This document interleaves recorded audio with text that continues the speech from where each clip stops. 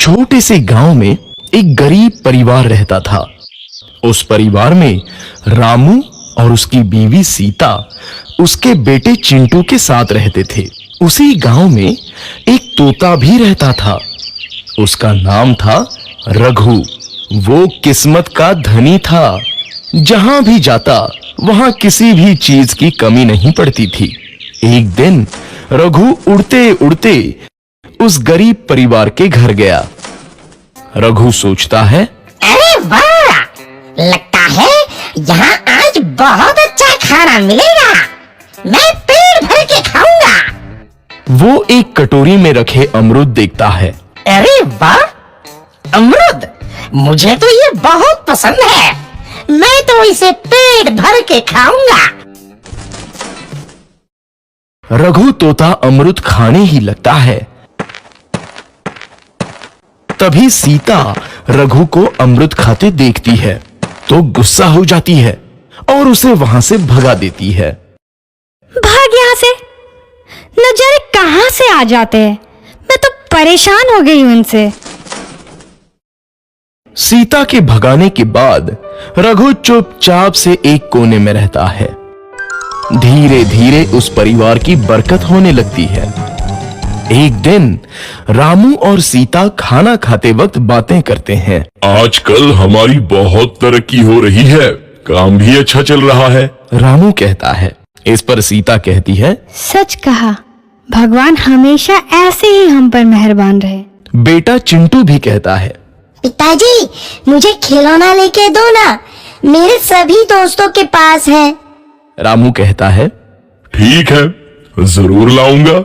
सीता कहती है, कितने खुश है सब, मेरे परिवार को किसी की नजर ना लगे। एक तरफ ऐसी बातें होती हैं तो दूसरी तरफ रसोई में रघु तोता भी अमरूद खाते रहता है। मजा आया, अमरूद खाया, मजा आया, अमरूद खाया, मजा आया। तभी सीता रसोई में आती है और रघु तोते को अमरूद खाते देख बहुत गुस्सा होती है। सीता रघु को बाहर निकालने के लिए पिंजरे में अमरूद रखती है। रघु जब अमरूद खाने लगता है तो पिंजरे का दरवाजा बंद हो जाता है और वो उसमें फंस जाता है। मुझे बाहर निकालो, मैं यहाँ फंस गया हूँ, मुझे बचाओ। अगले दिन सीता पिंजरा उठाकर बाहर दूर उस रघु को छोड़ देती है। रघु के जाते ही उनके घर आई बरकत धीरे धीरे कम हो जाती है। उन्हें बहुत घाटा होता है। सीता कहती है, ये क्या हो रहा है? अचानक इतना कैसे बदल गया? अभी तक तो सब कुछ अच्छा चल रहा था। रामू कहता है, लगता है भगवान हम पर रूठ गए हैं। चिंटू भी कहता है, लगता है अब मुझे खिलौने भी नहीं मिलेंगे। और वो रोने लगता है और बाहर चला जाता है। कुछ दिन बाद रघु तोता फिर से उस घर में आता है। वापस आया, मैं वापस आया, अब मैं जमकर अमरूद खाऊंगा। रघु सीधा रसोई घर में चला जाता है और अमरूद खाने लगता है। कुछ देर बाद सीता रसोई में आती है और रघु को देख कहती है, एक तो घर में पहले से इतनी दिक्कत चल रही है और ऊपर से ये तोता मुझे और परेशान कर रहा है। सीता रघु को वहां से भगा देती है। रघु उड़कर किसी कोने में छुप जाता है। कुछ दिन बाद धीरे धीरे उस घर की बरकत वापस आने लगती है। काम भी अच्छे से चलने लगता है। एक रात जब रघु तोता अमरूद खाने जाता है तो पिंजरे में फंस जाता है।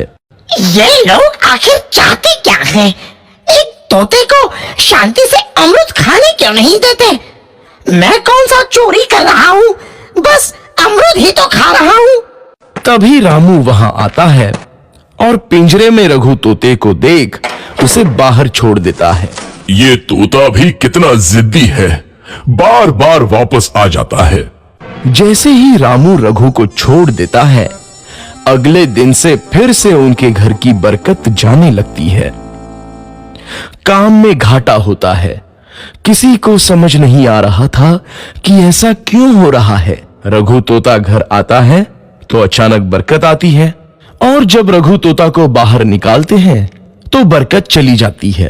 एक दिन सीता रघु तोते के घर आने और बाहर जाने की स्थिति पर नजर रखती है।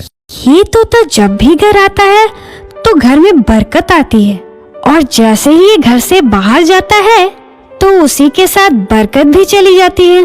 कहीं ये जादुई तोता तो नहीं है? अगली बार जब ये तोता घर आएगा तो मैं इसे कहीं नहीं जाने दूंगी। सीता रघु का बहुत इंतजार करती है, लेकिन रघु तोता दोबारा उस घर में कभी नहीं आता।